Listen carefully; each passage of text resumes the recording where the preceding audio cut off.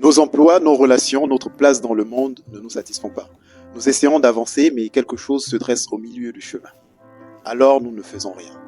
On accuse notre patron, la situation économique, les politiques et les autres. On estime qu'on est un raté et que nos objectifs sont inaccessibles. Pourtant, seule notre attitude et notre approche sont à remettre en cause. Les générations précédentes ont affronté des problèmes bien pires, avec moins de filets de sécurité et d'outils à leur disposition. Amelia Earhart voulait devenir une grande aviatrice. Mais dans les années 1920, les femmes étaient jugées faibles et chétives. Elles n'avaient pas l'étoffe pour pouvoir piloter. Puisqu'elle ne pouvait pas gagner sa vie en tant que pilote, elle est devenue assistante sociale. Puis un jour, le téléphone a sonné. Un homme avait une proposition à lui faire. On a trouvé quelqu'un prêt à financer le premier vol transatlantique par une femme. La pilote à laquelle nous avions pensé a décliné l'offre.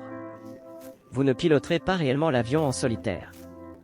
2 hommes vous escorteront. On paiera grassement vos 2 chaperons et vous, rien du tout. Ah, et puis vous pourriez mourir pendant la traversée. A-t-elle accepté la proposition? Évidemment. C'est ce que font les personnes qui défient le destin. C'est ce que font ceux qui deviennent doués pour certaines choses. Ils commencent. Peu importe où, peu importe comment, peu importe si les conditions sont idéales ou s'ils sont offensés.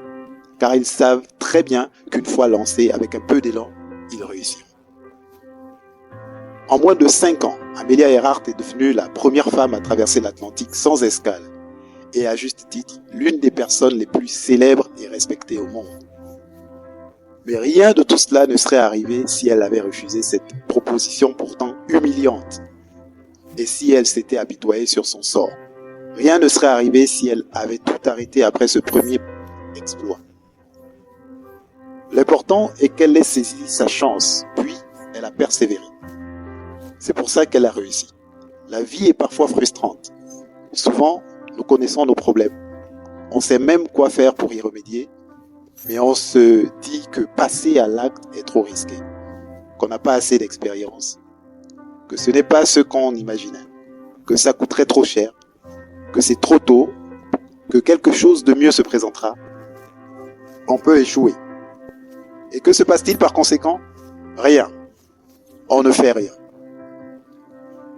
On imagine souvent le monde tourner à notre guise. On regarde les choses alors qu'on devrait les initier. On court mollement alors qu'on devrait piquer un sprint. Et après, on est choqué quand rien n'arrive, quand les opportunités ne se présentent pas, quand de nouveaux obstacles s'accumulent. La première étape est de saisir la batte et de frapper la balle.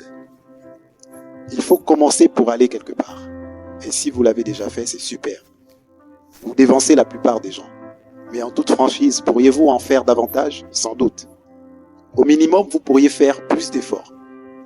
Vous avez pu commencer, mais vous n'êtes pas à fond et ça se voit. Est-ce que cela affectera le résultat? Sans aucun doute. Les premières années de la Seconde Guerre mondiale, les soldats britanniques redoutaient d'être envoyés sur le front d'Afrique du Nord. Méthodiques et ordonnés, les Britanniques avaient horreur du climat et du terrain éprouvant qui causait des ravages sur le matériel et sur leurs plans.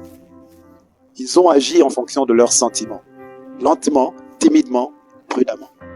De son côté, le général allemand Erwin Rommel adorait ça.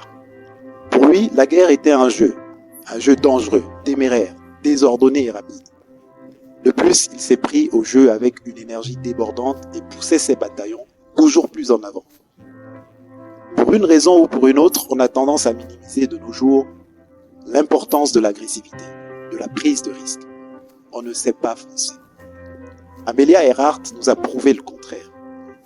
Sur la carlingue de son avion, on pouvait lire, réfléchir le manche en avant. On ne doit jamais décélérer. Si on le fait, on risque de s'écraser. Soyez réfléchis, mais il faut toujours avancer. Restez en mouvement. La leçon à tirer de cette histoire est que ceux qui abordent les problèmes et la vie avec plus d'initiative et d'énergie en sortent généralement vainqueurs. Alors, quand vous vous sentez frustré en tentant d'atteindre votre objectif, ne restez pas là à ne rien faire, et à vous plaindre que vous n'avez pas ce que vous souhaitez ou que l'obstacle refuse de disparaître. Si vous n'avez même pas essayé, vous serez toujours à la même place.